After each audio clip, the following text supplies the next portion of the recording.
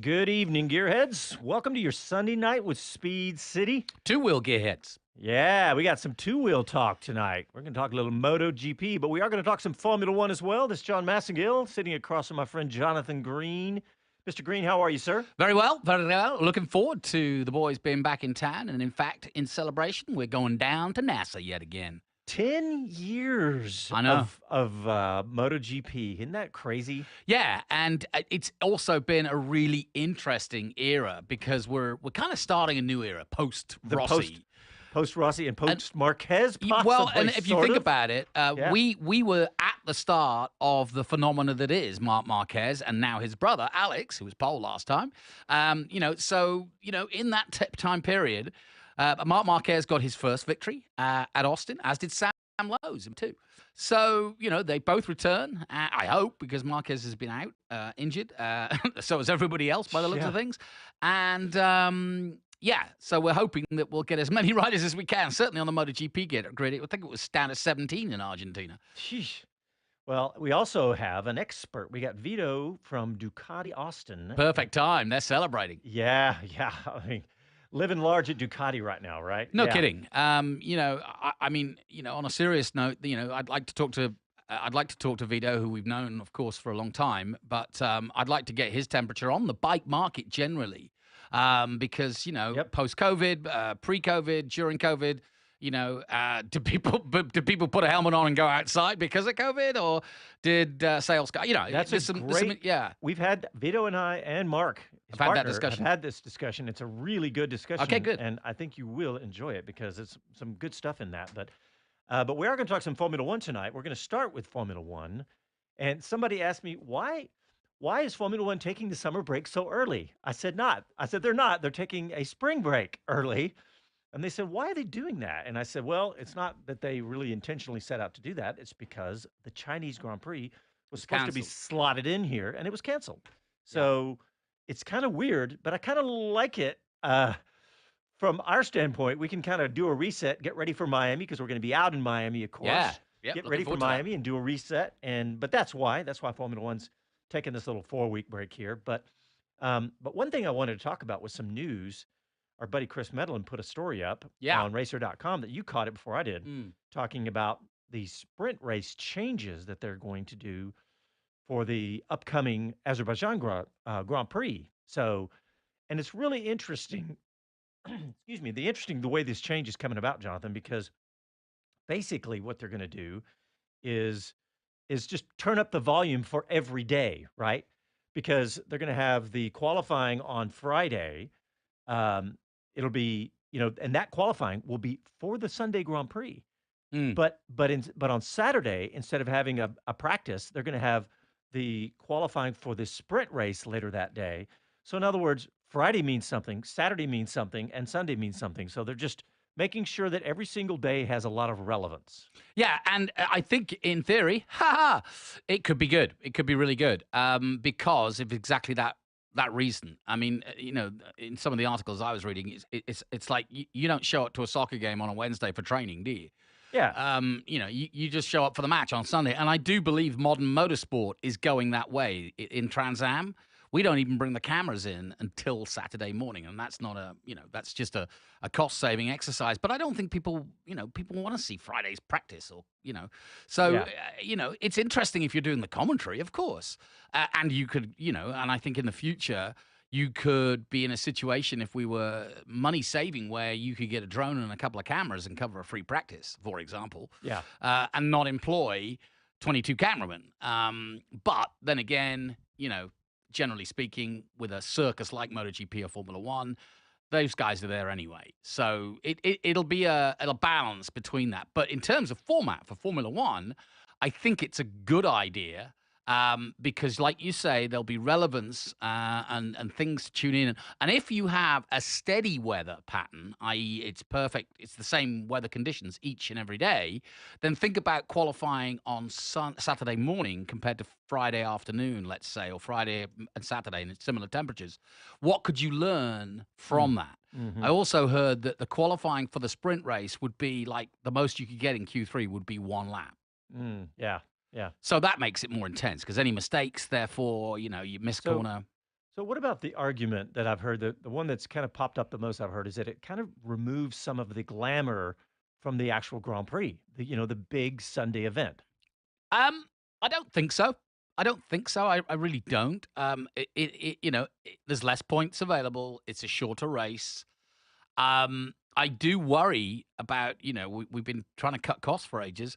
And I mean, sprint race in its, you know, definition means you're going hell bent for leather quickly at a shorter distance of time. So are you taking more risks? Yeah, good question. And therefore, is there going to be more damage and crashes? This is going to be really relevant to our conversation with Vito because we're seeing lots of that in MotoGP right now because they went to a sprint race format too. Correct. And I have more of a problem with MotoGP, not through crashes, but through injuries. Yeah. Because they have something like, well, they've got their biggest season ever, MotoGP, 23 races. But I don't know how it works out and how many sprint races exactly, but I think it's something like 42 races in all this season. Now, if your body, like Marc Marquez, and you're prone to doing the odd craziness while collecting world championships, the odds are against you being injury-free for a season. So they could shoot themselves in the foot, whereas Formula One, very, very, very rarely do you get any form of injury from a crash in Formula One. Thank you, touchwood. Yeah. But, so it's a different sport, but I'm not so sure about the sprint format, but all of motorsport, and we learned this is what NASCAR learned from COVID. They cut it down and said, "Hey, just show up and qualify, or not just even qualify, race, just race." And I like that because you're talking to your spotter and your engineer, and that first pit stop is the first time you adjust the car in NASCAR. So there'll be a touch of that in Formula One because. And when the conditions change, it's like, okay, you're at Monza, Friday race, sprint race, went well, but it's raining on Saturday. Yeah. Did you see what Frederick Vasseur, Ferrari boss, said about the sprint races? He said, for once, I think all the teams were aligned. It's not very often that's the case, so we had to jump on it. He said the format is more dynamic and you can discuss about doing it so late, as in before the race. Before at the end of the day, I think we're all aligned to have a push for it. In other words, every team, I think it was a unanimous vote to move it, which was stunning, right? That all 10 teams vote on anything and agree on anything. But am I right in saying, because I asked about this, because I read that Medland story, it's just the sprint races of which there are 6, including COTA, right? That's right. So, that's right. Okay. And I think it's not officially ratified yet, I think, it's pending ratification. Yeah, and you know what I like about that? On a non-sprint race weekend, we'll get the vibe, and the fans will get the vibe for whether they prefer one format or the other. Yeah, I think this is a great way to do this. Let's sprinkle it in, see how it goes. And I mean, this is the second year we've been doing this. So, but this new change, hopefully they'll ratify it and we'll do it all 6 races this year. We'll see how the Achilles heel in all this for Formula One, though. What's that? The one guy they can't convince is the current world champion and the most exciting racer in Formula One, who has been quite outspoken about his hate of the DNA of Formula One being changed by all this. And frankly, and sort of mini threats that he wouldn't want to take part. Bullshit, but excuse my French. Yes. Did you hear Verstappen, what he said about, he's looking at the producer. Did you hear what Verstappen said about the restart? Actually, about all starts in Formula One right now. He said, everyone is so aggressive on lap 1 because they all know that's the only chance they have. Yeah. We all know that, but I just thought it was pretty stunning that Max, how most Formula One drivers are not going to say that stuff. No, he does. Max just said, yeah, it's the only chance you've got. And I also think they have arrived with just a stinger of a car that I don't think even they believe how good it is. We don't know how good that car is yet. No. That's my opinion. I think they're holding their God powder. forbid they both qualify first and second for a change. Yeah, exactly.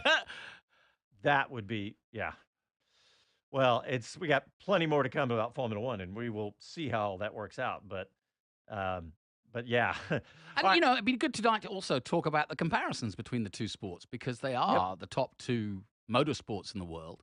And they have very different, fortunes at the moment. And obviously, Formula One is on a huge high at the moment.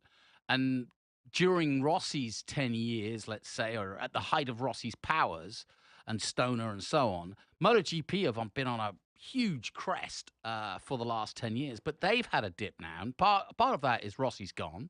And that'll happen when Hamilton goes, but Verstappen has come. And the same with MotoGP. And I'm looking forward, actually, to learning more about some of the characters, in MotoGP. I mean, some of them I know well. Some of them are just new.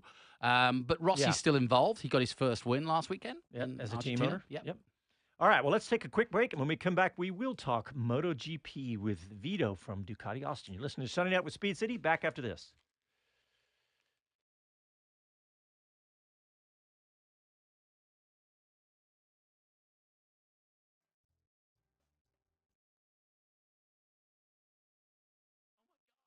On the stream.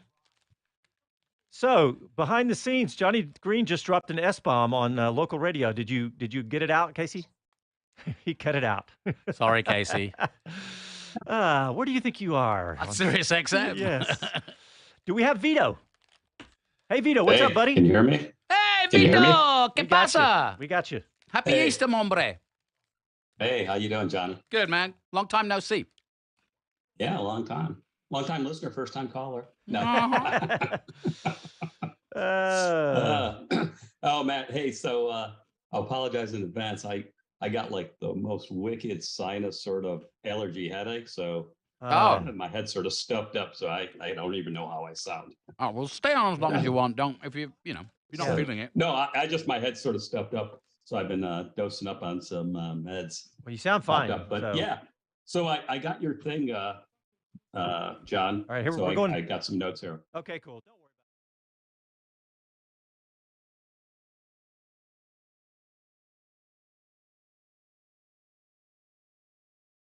it. Hi, this is Max Verstappen, and you're listening to Speed City.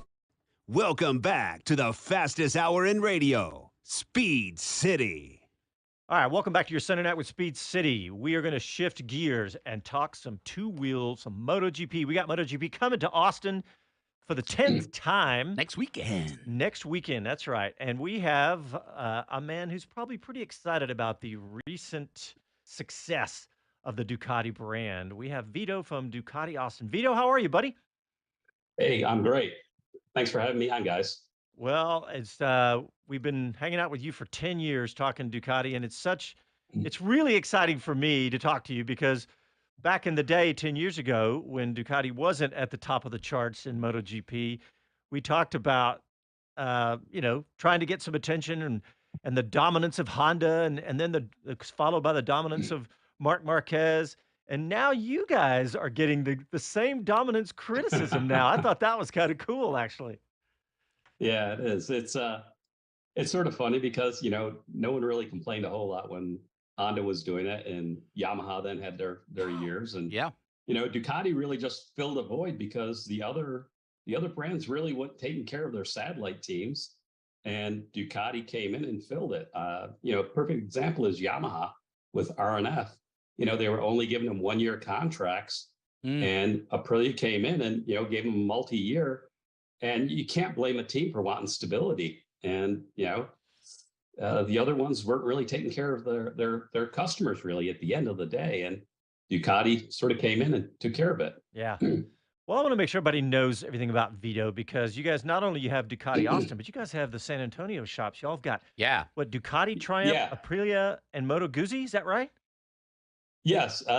We just moved into our new facility at the end of January, actually, last day, and we're in there now. It's about 95%, but we're in there. We're just sold our first Aprilia last week. It's pretty exciting. Cool brand. I used to actually race them myself.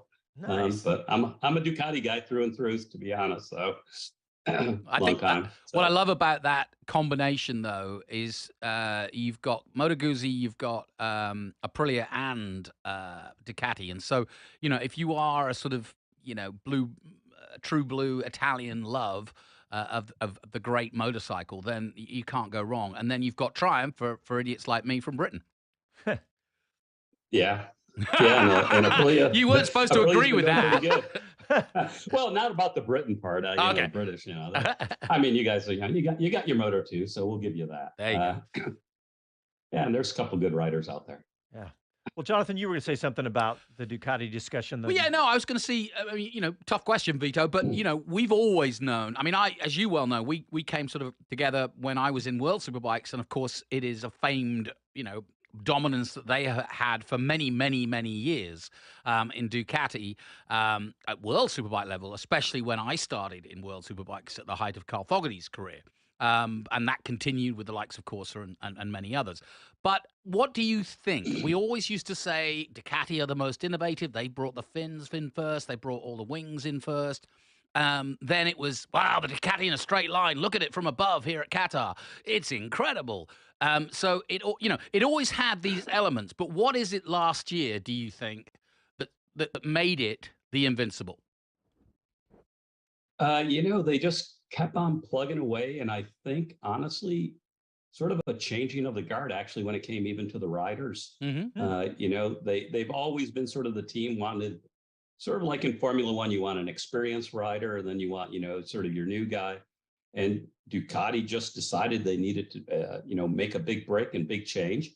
And they've heard it over the years about, the handling of the bike wasn't there. It didn't turn quick enough. It wasn't good enough in that direction. And they've honestly just plugged away and plugged away and plugged away until they made a bike that really is just a great all-around bike. And like you said, Jonathan, they've been very innovative. And I think it's really all three of the European brands, KTM, Aprilia, and Ducati, are all, sort of, they're way more innovative, quicker to react than the two, Japanese brands that have been very dominant. They're a little bit more like old school, big, huge corporate, dynamic.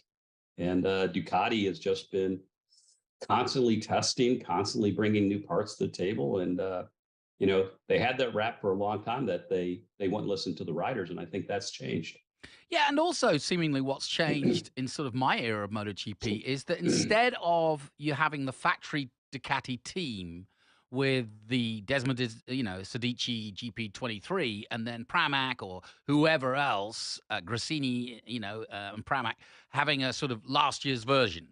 This year, all of them are GP23. That's going to help, all boats, all ships, what's the expression? Rising tide lift all boats. Exactly. Yeah. But is that part of it too? Is that everybody's got the same spec? So actually, so Pramac and the course team are both all running 23s, where Bezzecchi and Marini they're on 22s. Mm-hmm. But the 22 was a great bike, yeah, and it's well sorted out. But they really do have just 22s and 23s. Yeah. They're not going like 3 years back or anything like they used to do. It used to be there'd be like, 2 years back, some of the teams running. So they're much more consistent. And what the other teams are complaining about the dominance is that Ducati's able to take so much data, and the 23, is really very evolutionary from the 22. So you can still get good information off a 22 to a 23. So, yeah, and well sorted out. I mean, last year, crazy dominance, right? Yeah, and it's sort of to like Enya Bastianini last year, who won 4 races, who was on a 21, and Pecco was on the 22, and he struggled at the beginning because they made a lot of changes. So, that I think is helping Bezzecchi and Marini, in these first few races. I also think that from a management point of view, having Paolo Ciabatti and also Davide Tordozzi, who effectively, between them, were responsible for the last domination of Ducati in World Superbikes. For those who don't know that, because, that's my Superbike background showing there. But, I think having that consistency at the top and trusting that they know what they're doing, one an ex-rider, another ex-managing director of both Ducati and World Superbike, there's some pretty good people at the hand of the wheel of the ship, Yeah. Yeah. And I know you guys were talking earlier about, the comparison of Formula One to MotoGP. Mm-hmm. I'm a big Formula One fan. I'm a Ferrari fan, but they've had no stability at the top. I think it shows for them versus what you're saying, Jonathan, about Ducati, and they have stability, and it just, helps with the success. And same you see in Red Bull versus, some of the other, Ferrari example. Well, let me ask you this then. Do you feel, as I do, that Vassar could be the guy to turn the ship at Ferrari then? I hope so. Yeah, they need it. They've got a great product. They've got two of the greatest drivers. I've said this, all along. And I still think car. they got a really fast car, and they cheated with it a couple of years ago. But but that's Formula One. Hey, but it is. But but that's Formula One. You push the rules, and if you don't get caught, that's just fine. It's only cheating when you get caught. Right. Hey, well, speaking of a comparison between Formula One and MotoGP, we've talked about so much of the impact of Drive to Survive a million times, but MotoGP is struggling a little bit with TV ratings. And I just did a quick look this afternoon, and I realized the only live race they're showing in the United States on television, not if you have the app. If you have the MotoGP app, obviously you can get it live, but is COTA. All the rest of them are replayed at good times, though. Typically 1, 2 in the afternoon on Sunday. But what do you think about? I mean, do you think it's what we were saying earlier in the other segment, Vito, that it is, Valentino Rossi's out of the sport. Marquez is on struggled lately. Do you think it's that, or do you think it has to do with the way the television is, or what do you think? I think it's all those factors. I think for the true MotoGP Formula One fan, like myself, I haven't watched MotoGP on a TV and pretty much since the MotoGP app has been around. And this year, because I've sort of renewed interest in Formula One, because a couple of years I just, I sort of lost interest a little bit because of the Mercedes dominance. But this year I got the Formula One app to watch it. So I can now watch it at whatever time I want, because I usually watch it with friends. So we watch it delayed and stuff. But I think, when a sport is sort of trying to grow, especially in the US, TV plays such a huge part that if it's not broadcast at a convenient and a good time, it's really hard. And, for people to start following it, because they don't want to make that investment to go buy an app because they don't really know much about it. And, Formula One did a great job with the, Drive to Survive. I've only watched a few episodes of it, but, it's interesting. It's a little bit reality TV, but, it's a lot of reality TV, but, it's made personalities out of certain people, like Gunther Stein. He's like a rock star now. Yeah. It's interesting. I I met, I won't say with who, but I talked about the sort of MotoGP version of Drive to Survive, a similar sort of thing. And we were criticizing it. We were absolutely trying to pull it apart and go, why is it not as successful as Drive to Survive? And my opinion, and this was definitely coming from the heart, because I love MotoGP and I love World Superbikes. I've always loved the bikes. I said, it's not through lack of content. You have a better story than Formula One, because the drama, the human drama of a MotoGP rider, Marc Marquez is a great example. He is dynamite. When he is on form, he's electric to watch. The coverage of MotoGP is actually better than Formula One, because they've been on this onboard cameras and doing dynamic stuff for longer. The graphics are better. The stats are better. And I'm being tough here on Formula One. But generally speaking, if you're talking about a Drive to Survive catalyst, the paddock of MotoGP has bigger stories. The mistake they made is that they subtitled, because most of it is a Spanish run and Spanish based now, or a lot of influenced Spanish, including Marc Marquez and his brother, of course, but many, many, many others. And I think that was a big mistake. And I would go on, Vito. You're dying to get in. What do you think? No, I'm just saying I 100% agree with you, because the Americans won't do it. I started watching it. It took me probably 4 attempts before I got through 4 episodes, because I just kept on, a little bit of the, even though I'm not a youngster, but the sort of the ADD thing where you're trying to do multi things, and now you're trying to, read subtitles and watch a show, and you're doing something else.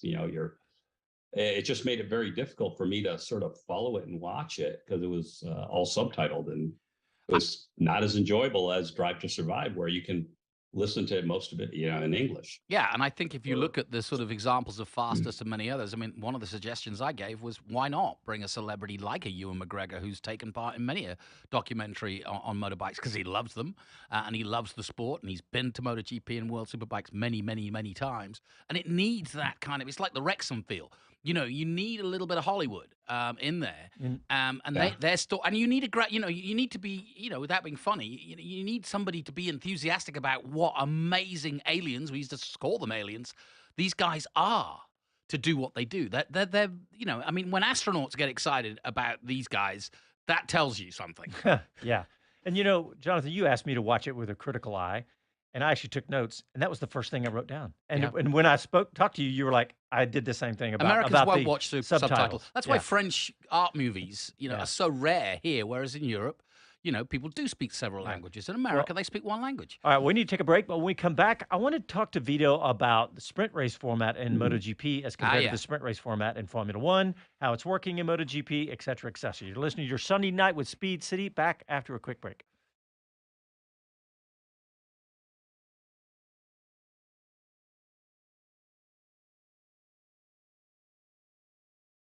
We got a comment from Paul Bryan on the stream. He says, present from the show open, present and accounted for. He says, but just observing, he doesn't know from Shinola about MotoGP. I can't believe that, Paul. Well, Paul Bryan, you listen and imbibe. And come to MotoGP if you can, but certainly get the app. Vito, I'll tell you another subject I wouldn't mind talking about is I totally agree with Vito that MotoGP's app is so good. Oh, yeah. That you, and the replays and the highlights of the video. I mean, you go to their F1 website. F1 may have caught it, though, because F1's app is now phenomenal. I don't think I think the MotoGP is better. The one that's really not there is World Superbike needs to get there. Yeah, no. It's disappeared. Why wouldn't they cut and paste the app from MotoGP? Well, I noticed that the MotoGP MotoGP app now has a button to World Superbikes, but no, it's falling in popularity, I think, and that is important to you because you sell road bikes, you don't sell MotoGP bikes. And World Superbike's some of the best racing out there. Exactly. Exactly. But what I was going to say was one of my thoughts on that is, these apps are so good that's why you don't get an NBC, overspending on actual terrestrial coverage. Well, ESPN spent $90 million a year now for the Formula One coverage. But they're not really doing anything with it. No, Go ahead. And what the apps really do too is you get all the behind the scenes story. You get way better commentary. Yep. On board. You don't break to commercial every 5 minutes. Yeah. I also think MotoGP, unlike Formula One, lacks really good, and I'd like to start doing it. And if you've got some ideas, Vito, and I'd love to involve you in it, but I'd like to start doing, a proper MotoGP podcast. My old mucker Keith Hewen does one. I watch it all the time. Is it good? Yeah, I actually. We're coming back from break. Never knew. Yeah, it's a great show. I love watching it.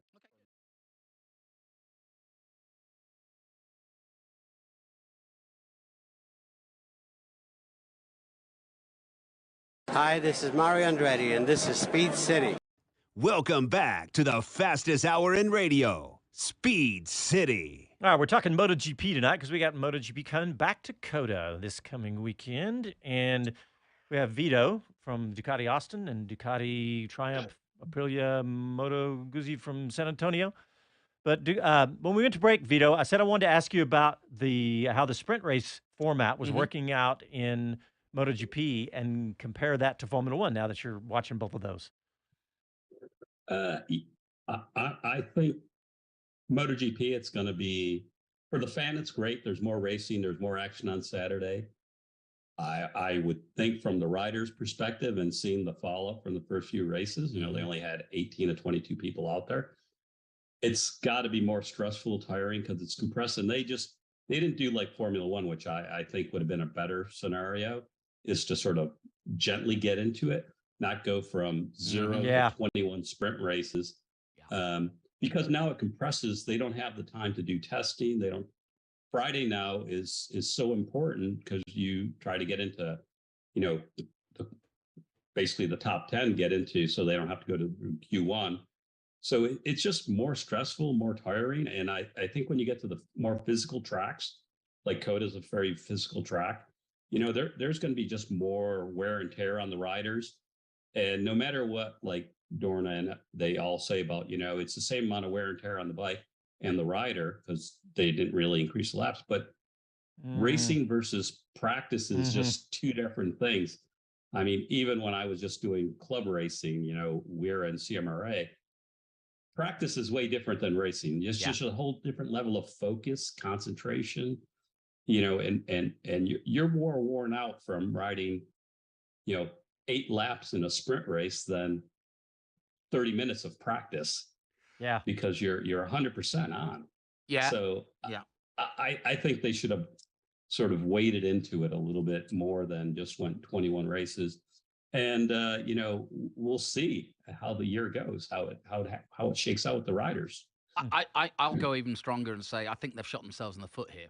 I understand that everybody wants to see a race. I'd love to see a race on a Saturday, and I think Formula One versus MotoGP is very different here because knowing the mentality and having known Kevin Schwantz, who will be with me next weekend again, and Colin Edwards and all of these guys, and got to know them, they are willing to lay their body on the line come race day. Yeah. Whatever the race is. And I mean, it could be a moped for all they care, but that's their headset, right? But they do it so well that they come away with, like Marc Marquez, few times when they actually get hurt. Valentino Rossi is a good example. He managed to do that longevity because he broke his leg once. I think that was about the biggest major incident he had. And, there are other incidents where there's freak incidents like Simoncelli's, which Valentino and Colin actually were involved in. And, and things can go wrong. But the point is, if you tell them that they're racing Saturday, they're going to give you the 110% to a man. Every one of them does that.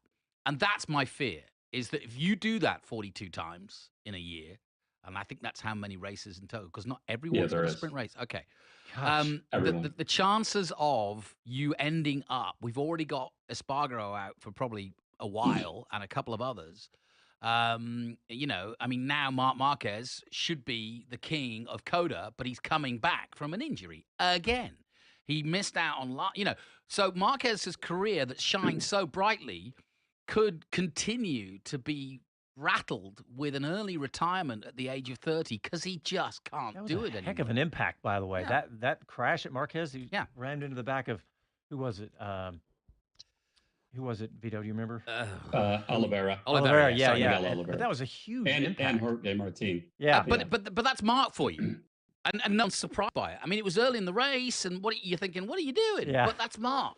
Yeah. And he's not an idiot. He's one, he's so skillful, but it can go wrong. And unfortunately, a broken collarbone, a broken femur, these are realities which aren't realities in Formula One. I'm not saying it's less dangerous, but I do think there is a different mentality, and I do think that MotoGP should really review it after a year. And mark my words, if you like, I think next year we'll go to shorter formats, perhaps, where you start on, maybe you do a free practice on Friday afternoon, and then you come back Saturday, and I don't know, but I just think we'll get shorter format weekends. But I don't think having 2 races in a weekend in MotoGP, not Formula One, is correct. Okay. Yeah, I agree. Honestly, I think Vito hit it on the head, and when he's saying they just dove in and said, "We're just going to do this for every single weekend," and I feel like the riders are going to end up going, exhausted and ultimately getting hurt. It's crazy. And also you might get to. I mean, motorcycle racing is different than Formula One. Formula One is about the long game and looking at the intricacies. With MotoGP, it is hell bent for leather from the flag. And that's what makes it so exciting. So if you have a Saturday race, which is, bombastic and awesome, you're almost shy to come back on Sunday. And then you could go away Sunday night disappointed after Jack Miller wins by 30 seconds or something. You know what I mean? And so you then go back into the office on Monday because really you get to talk to your pals, and certainly in Vito's case, he's in the showroom and everybody comes through the door wants to talk to him about MotoGP or World Superbike. You may not be as emphatic about it, and Saturday was a long time ago. Hey, Vito, I want to ask you, what is, we've heard a lot of riders talk about COTA itself, especially early days, whether it was best suited for motorcycle racing. It was probably ultimately designed for Formula One more than anything. But you say that it was designed by well, MotoGP but world that's champion. true. Then that's where I was leading to. Is that what have we seen? Now we've got 10 years under our belt. Do you think that those concerns? What do you think about COTA and MotoGP? Maybe I'm biased because it's in my backyard, but I think it's a great track. As a motorcyclist, I go ride it whenever there's a motorcycle track day there. I'm going to be riding it right after MotoGP. There's a track day on the Monday. It's a great track because it is a Formula One track in that there's runoff. It's well designed for the speeds that you can reach, but it's a good, relatively safe track, for a motorcyclist, and it's very technical. There's high speeds, low speeds, 3 hairpins or 2, but I like it, and I think it's it's got a bad rap for motorcycles because how bumpy it was. Yeah. But it's honestly the last year, I rode it last year, probably 6 weekends. It's way better. I think I love it. I mean, I got this year or last year, really, I got to go ride at Misano.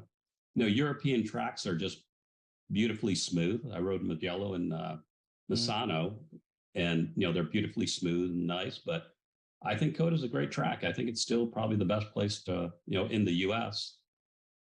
I agree. Vito, I kind of want to ask you a sort of off-topic question, but I just wonder, I mean, you're about selling these things, and they're not cheap. And I wonder how the market is for sales of motorcycles. Sort of, I haven't really spoken to you, so post-COVID or during COVID, did people, find motorcycle riding the only way to get out because you could have a helmet and get out of the flat or out of the house? Or was it a tough time like a lot of other industries? So, it was really interesting. Yeah. The first few months, like everyone else, no one knew what was going on, what COVID really was, how contagious it was. It was a lot of panic. We weren't sure whether we were going to be open, closed down, or shut down because Austin had a lot of rules and regulations. We pretty much had the showroom where it was by appointment, 3 people in it max at one time. Everything was going on. But overall, motorcycle sales that year were honestly phenomenal because it was one of those things you could do by yourself. Yeah, safely. You were by definition, you were social distancing. Yeah, on a motorcycle, on a helmet. So it was honestly a great year for sales and for service. Our biggest thing was having enough staff to run it. The part of the business that really suffered because we're a brick and mortar place was apparel because for 3 months we wouldn't let anyone try on anything. And then we had plastic gloves for them to put on. We had all these things because no one knew what was going on. So most people were just buying things basically online and having it shipped to their house. So that was the only part of the business that really suffered. And Ducati honestly I think more than most other OEMs did a great job of having supply. So we had a great year in 2021. 2022 started catching up a little bit with the supply chain issues. But overall, really, it was very strong, 21 and 22. 23 now, there's other factors, and the whole some of the banking crisis and people's concern about the economy that has sort of slowed things down. But we just had a very good March. And a little bit of concern, of course, but I think overall it's the brands that we carry are very strong brands. They're in particular Ducati. It's a little less subject to some of the economic stuff. That's more of a premium thing. It's sort of like, not necessarily, I wish it was like Porsche, but it's similar in that nature. The people that are going to buy them are probably still going to buy them. I think I want to argue with something you said, Jonathan. You said they're expensive. They're expensive compared to Hondas and Yamahas, but they're way cheap compared to a Porsche or other toy. I mean, let's be honest. They're faster. 20 exactly. 25 grand will buy you a really nice Ducati, and in today's, car market. It's a fair point. Yeah, it's a fair point. I mean, what is the average Ducati? About 20, low 20s? Now, yeah, the average probably works out closer to 20 because the super bikes now are a V4S, which honestly, we don't have any on the showroom because the demand for those are only pre-sold. And those are a little over 30,000. Yeah. Interesting. And there's nothing more fun than walking out to your garage and seeing a shiny Ducati. I mean, that is Well, thrills per second. There's no question. I mean, every stop. Yeah. When I go, because I've taken a few of Vito's bikes out, and I'd go around Austin praying for the lights to stop so I could have another start. I remember when one of the first bikes I ever rode from Ducati Austin was a Street Fighter, and that basically is, it's a super bike. Yeah. I mean, and it's darn fast, but it was known as the Street Fighter.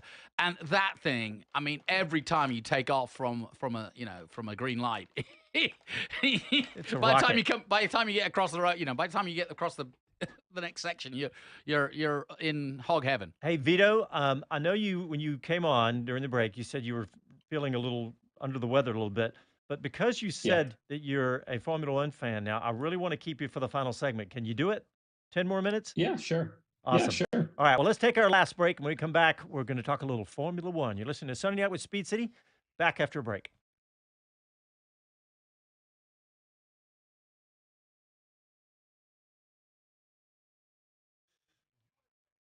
All right, we're back live on YouTube, and we got a couple comments. Thomas Steele says, watching qualifying for Moto is so exciting. I love seeing the riders try to put down the ultimate lap. Yeah. The bike is wiggling and the dust is flying. If Paul Bryan is still watching, you got to watch MotoGP, Paul, because I think what got me was, I have to admit, was being live in person when I was at COTA, standing next to the fence when we had a radar gun and watched the MotoGP bike go by at 214. I saw 214, and I'm going, there's a guy on, 8 inches from the pavement up there at turn 12. That's just stunning. Couple more comments. Kevin Kelly says, I still have my Ducati Austin shirt. It's a landmark of Austin. Yeah, it is. He said, he had a 2001 Monster 900. I miss it. It was like a locomotive. Johnny Spa says, this chat is reminding me of Hunter S. Thompson's article, Song of the Sausage. Why? I don't know.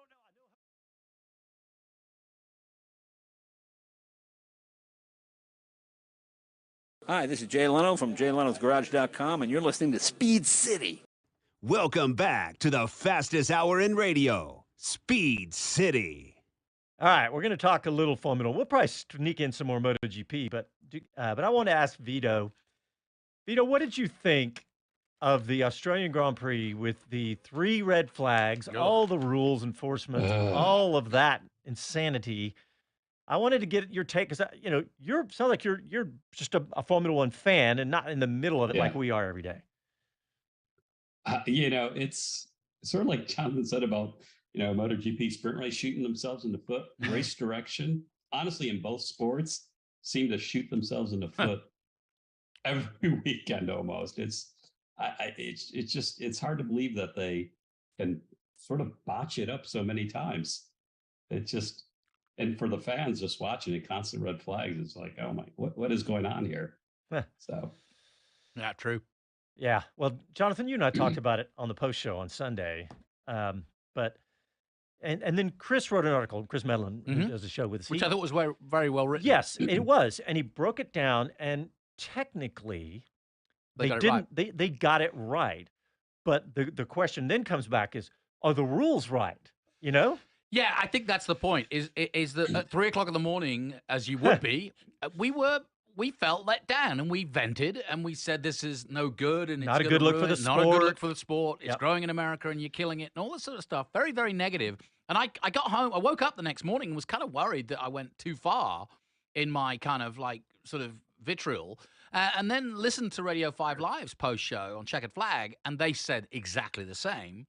Now, the guys at Sky took a very different tack. They were very positive. And, of course, they've got more analysis and more people to analysis. And they're also working with Formula One very closely. They're on site. So and they're not going to bite the hand that feeds them. But at the same time, it was a more kind of, yep, this happened. And as Medland in his article, if you want to read it, it's on racer.com, said, to be honest, the stewards actually made all of the right decisions. You know, it's just a shame that it was a great qualifying, a great start, and then a bad end. Mm-hmm. Yeah. Yeah, I just think we need to make sure we have the rules. First of all, we need consistency, which I think we saw an example of that. They did follow all the rules, because that was the big complaint about after Abu Dhabi 21 is consistency. But I think we need to make sure we get the rules right, because go ahead, Vito. Yeah. No, I was just going to say, it's Formula One.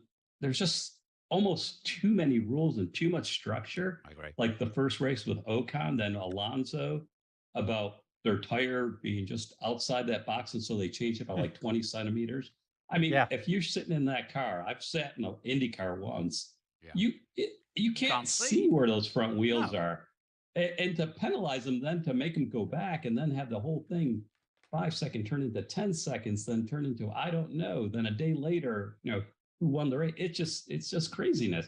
They need to sort of, where it's not really impacting the race or what's going on, is sort of not throw the flag. It's sort of like in football, sometimes you just don't throw the flag. Let them play in basketball. Yeah. And I actually think that both MotoGP, look, all these sports, because of the globalization of sport, and I think social media is playing a huge part in that, because we're all in this together. Yeah. Hence the times are changing and all the rest of it, and social media is moving it forward because we're all discussing it. I really do think that they could all take a line from NFL, which is, as much as possible, unless it is really, really dubious, you need a voice of God to a certain extent. But you know what I mean? You need a race director to come on across both the broadcast and the paddock and pit area and the fans who are there, and say, upon resumption, we will do the following. Mm-hmm. Just like what is it? And in the NFL, there's like a head ref. I forgot the title. Yeah. But he comes on. It's hard clicks to on do. The microphone. Don't get me wrong, but but what I found annoying, and especially in Formula One, and I've experienced it myself in bike racing, is instead of the journalists having to scrabble around taking pieces of information from the likes of Tardozzi, who's just heard it and doesn't want to say too much because it could be tactically, interpreted differently from another team if they see Tardozzi's doing this or we're going to do that. What I'm getting at is that if everybody knows, and that's fans and commentators included, what you're about to watch and why, then we wouldn't have this problem. Well, it's going to be interesting to see how this stuff plays out. So we'll keep on top of all that. But Vito, I put something in here in my show document talking about the MotoGP chief, Carmelo Esposito, talking about F1's popularity boom can help MotoGP. What do you think? That's what Jonathan was saying a little bit earlier about the rising tide in all boats and et cetera. What do you think? You think F1's popularity can help MotoGP? I don't know. We talked about COTA, it's been 10 years, and I've been to Formula One since it started. I've been to MotoGP since I started, and it's such a drastically different vibe and different crowd and everything at the events. And I mean, I grew up before motorcycle racing as a Formula One fan, but I enjoy MotoGP now much more. But I don't see as much crossover as they would like. And, you had also mentioned something about, MotoGP bringing in the NBA boss, Dan, was it Rossamondo? Yeah. And I think MotoGP is sort of struggling and trying to Formula One did this, let's try that. Yep. Sort of with the sprints and sort of with the, their version of the show on, I think it's on Amazon Prime. Yeah. But they need to sort of cut their own path. I think just the two crowds and they're just motorcycling, no matter how much we love it or everything like that, it's still a very much of a niche, because motorcycling is much more of a niche thing in the US than it is maybe in the rest of the world. And everyone, pretty much most places have a car, but do they have a motorcycle? So they really need to cut their own path, do what worked, and try to grow it organically versus I don't think they're going to grow from the coattails of Formula One. I'm glad you put that, because I was I was thinking they're reacting to everything the Formula One does, and just saying, "Oh, it's working for them. It's going to work for us." No, and it's a very different animal, isn't it? It's just I don't see that it's a very different culture, to be honest. Yeah, very much. Well, there's a simplicity to bike racing too, and if you've ever ridden a motorcycle, it's not the same as if you've driven a Honda Civic. Then you know exactly what's going on in the Red Bull car because it's got a Honda engine too. Yeah. No, you don't. Whereas if you ever throw your leg over, I mean, even a 50cc motorcycle, you soon get to grips with how, oh my gosh, I'm on two pieces of tiny rubber here. Yeah. And I need to balance well, and therefore your admiration for the guys that do it at their level. I mean, they are aliens. I mean, I've been very, very honored to have been around some of these guys, and I do sit occasionally at a table with a beer in my hand with one of them and go, gosh, it's this. I don't often get starstruck, but those guys are special.